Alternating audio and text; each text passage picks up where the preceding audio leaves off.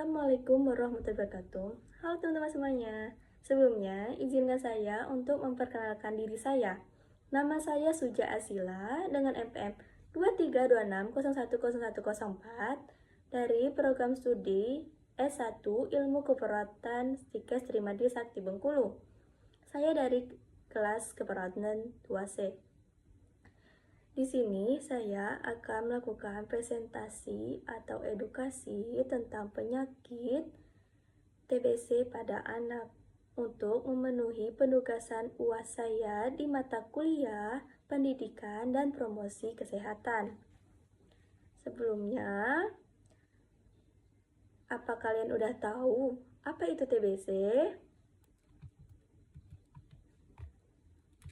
Nih, TBC atau juga bisa disebut dengan tuberkulosis adalah penyakit infeksi yang disebabkan oleh kuman Mycobacterium tuberculosis yang menyerang pada paru-paru.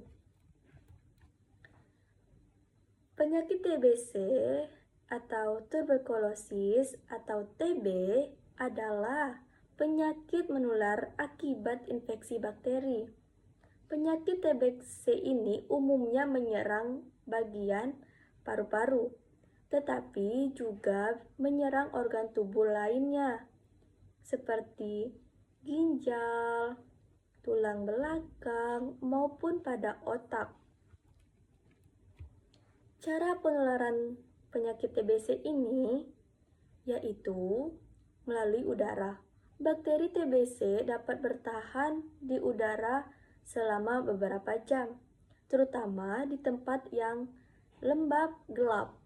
TBC ditularkan melalui udara dari pasien TBC itu sendiri ke orang-orang yang ada di sekitarnya melalui percikan air ludah tanpa menutup mulut, hidung, dan tidak menggunakan masker. Melalui percikan rednik yang keluar dari si penderita TBC itu sendiri, kayak mereka batuk, bersin, berbicara, tertawa, maupun mereka bernyanyi. Itu ada percikan air liur, itu yang bisa menular ke orang yang tidak menderita TBC.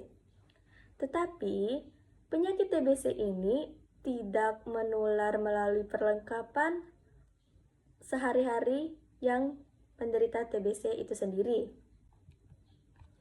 Ada juga faktor-faktor risiko tertular TBC pada anak. Yang pertama itu anak usia kurang lebih 5 tahun atau bisa disebut dengan balita.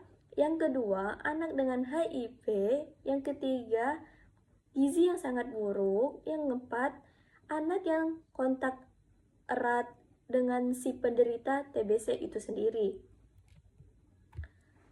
Nih, ada juga beberapa gejala TBC pada anak yang bisa kita ketahui, yaitu yang pertama, berat badan turun dan tidak naik yang tidak membaik dengan asupan gizi yang baik.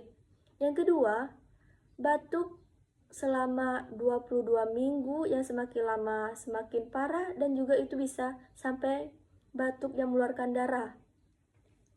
Yang ketiga, demam yang kurang lebih atau lebih dari 2 minggu dan berulang tanpa tahu penyebabnya. Umumnya suhu badan anak menjadi tidak teratur dan suhunya terlalu tinggi dan juga nggak turun. Dan terakhir, biasanya si anak lebih sering berkeringatan di malam hari dan juga rewel.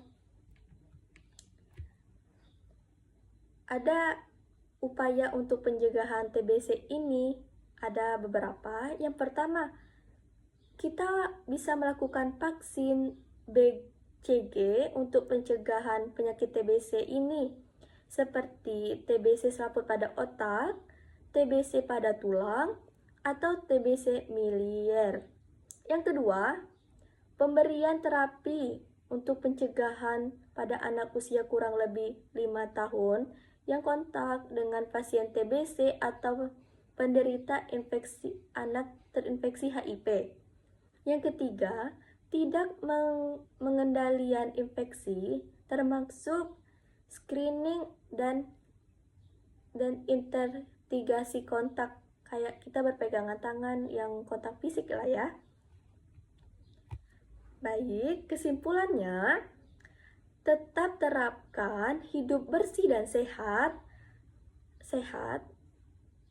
dan segera membawa ke fasilitas pelayanan kesehatan terdekat apabila mengalami gejala TBC tersebut yang sudah saya jelaskan tadi, untuk mendapatkan diagnosa dan penanganan lebih cepat, tepat oleh petugasan kesehatan. Baik, batas di situ saja yang bisa saya sampaikan tentang penyakit TBC pada anak. Bila ada salah kata atau salah penyampaian, saya mohon maaf. Saya akhiri. Wassalamualaikum warahmatullahi wabarakatuh.